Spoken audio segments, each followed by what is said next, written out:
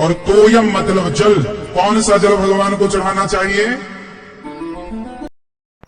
कौन सा जल चढ़ाना चाहिए? कन्हैया को एक रोज रो कर पुकारा। कभी अकेले में बैठा करो और भगवान से हाथ जोड़ के कहा करो, हे गोविंद, क्या आपका दर्शन नहीं होगा? हे प्रभु, क्या आपका दर्शन किए बिना ही मेरा जीवन पूरा हो जाएगा? कभी तो नेत्रों के जल बहाओ, गोविंद की याद में सुख मिलेगा, सुकून मिलेगा, अच्छा लगेगा। आप लोग भगवान को क्या दे सकते हैं? क्या दे हम सकते हैं, बताओ गुरुजी। भगवान को क्या दे सकते हैं? हमारे पास देने लायक क्या है? सोना चांदी क्या देंगे हम?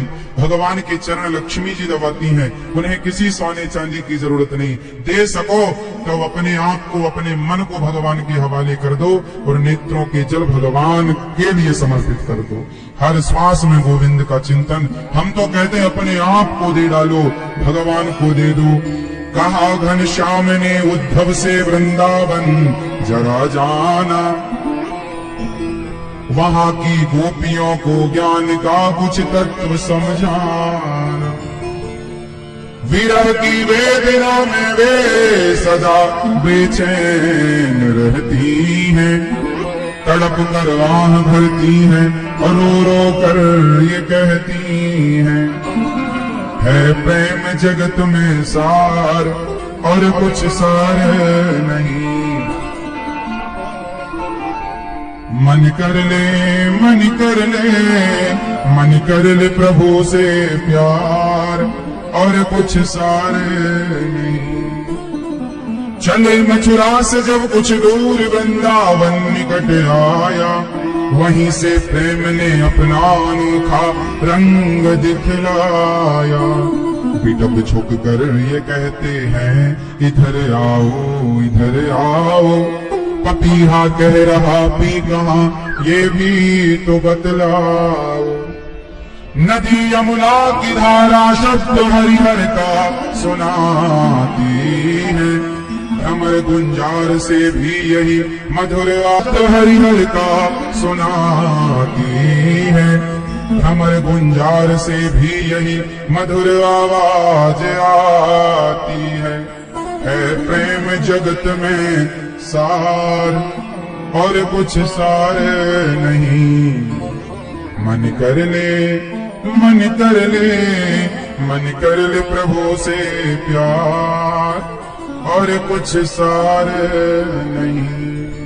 भगवान से क्या करेंगे मेरी माँ? प्यार और प्रेम की इच्छा। कैसा कैसा प्रेम करेंगे? प्रेम कोई सिखा नहीं सकता। आपके दो बेटे होंगे तो आप दोनों बेटों से प्यार करती होंगी। जी गुरुजी। आपकी पत्नी होगी, पति होगा, आप उनसे प्रेम करते हैं, उनसे तो कर सकते हैं, लेकिन भगवान से नहीं हो पाता ना। कितनी बड़ी विडंबना। भगवान ने तुमसे केवल प्रेम मांगा था, वो भी ना दे सके। प्रेम मांगा था, वो भी ना दे सके। इसलिए गोपियां प्रेम करती हैं। जब उद्धव जी आए तो माता यशोदा के पास गए। माता यशोदा कृष्ण के प्रेम में विह्वल थी। गोविंद कब आओगे, कब आओगे कन्हैया, कब अपना दर्शन कराओगे? क्या हमारी पुकार कभी ना सुनोगे? जब उद्धव जी गए, यशोदा माँ को पता लगा कि कृष्ण का कोई मित्र आया है। रो पड़ी माँ यशोदा, उद्धव को हृदय से लगाकर, कन्हैया तू कितना निर्दयी हो गया है रे। कम से कम इतने दिन बाद तुझे याद आई तो तू खुद ना आ सका, अपने मित्र को तू भेज रहा है। क्या बिगाड़ा कन्हैया ने?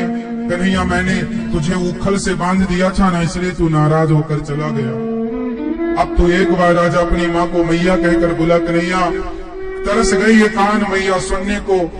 कौन कहेगा मुझे मैया, कौन कहेगा मैया मुंह को माखन दे दे, कौन कहेगा मैया दूध पिलाई दे। कन्हैया तरस गए कान, मेरे किस अपराध की सजा तूने मुझे दी। रो पड़ी माँ यशोदा और रोती। फिर क्या कहा गुरुजी? रोती बेहोश मूर्छित होकर के गिर पड़ी। उद्धव जी समझाने लगे, माँ न माता न पिता तस्य, न भार्या न सुता गया, नात्मीयो न परश्चापि न देहो जन्म एव च। गोपियां, मां यशोदा, नात्मीयो न परश्चापी न देहो जन्म एव। मां यशोदा मैया वो किसी के पुत्र नहीं है, उनका कोई माता पिता नहीं, वो भगवान है। खूब ज्ञान दिया मां यशोदा को श्री उद्धव जी ने, पर मां यशोदा को कहां ज्ञान समझ में आता। प्रेम जो समझ चुका है वो ज्ञान के चक्कर में नहीं पड़ता। ज्ञान और प्रेम दोनों अलग अलग हैं। ज्ञान है बंदर के बच्चे की तरह और प्रेम है बिल्ली के बच्चे की तरह। दोनों में क्या अंतर है? दोनों में बहुत ज्यादा अंतर है गुरुजी।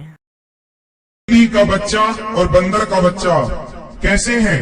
बंदरिया कभी अपने बच्चे को नहीं पकड़ती, जब वो इस पेड़ से उस पेड़ में छलांग मारती है तो बंदरिया नहीं पकड़ती, बच्चा पकड़ता है मां को। यदि पकड़ कमजोर हो गई तो गिर जाएगा। ज्ञानी भी ऐसे ही होता है। ज्ञानी भगवान को पकड़ता है जैसे बंदर का बच्चा अपनी मां को पकड़ता है। ज्ञानी भगवान को पकड़ता है, और जरा सा ज्ञान का घमंड आया तो पकड़ कमजोर होती है, गिरने की संभावना ज्यादा है। जबकि बिल्ली का बच्चा, उस बच्चे को बिल्ली 7 घर घुमाती है तब बिल्ली के बच्चे की आंखें खुलती हैं। आप लोग भी 7 दिन की कथा सुनेंगे तो आप लोगों की भी आंखें खुल जाएंगी। बिल्ली अपने बच्चे को 7 घर जब घुमाती है ना, तो बताओ हाँ गुरुजी। तो यहाँ पर बच्चा माँ को पकड़ता है या माँ बच्चे को पकड़ती है? कौन किसी? यहाँ पर बिल्ली बच्चे को पकड़ती है, और बंदर में किसने किसको पकड़ा था? वहां बच्चे ने माँ को पकड़ा था, यहाँ माँ ने बच्चे को पकड़ा। अब आप बताओ कि कौन ज्यादा सुरक्षित है? वो बच्चा जिसने माँ को पकड़ा है या वो बच्चा जिसे माँ ने पकड़ा है? कौन बच्चा ज्यादा सुरक्षित है? यदि बच्चे ने माँ को पकड़ा है तो बच्चा कभी भी माँ को छोड़ देता है, पर जिसे माँ ने पकड़ लिया, माँ उस बच्चे को नहीं छोड़ती।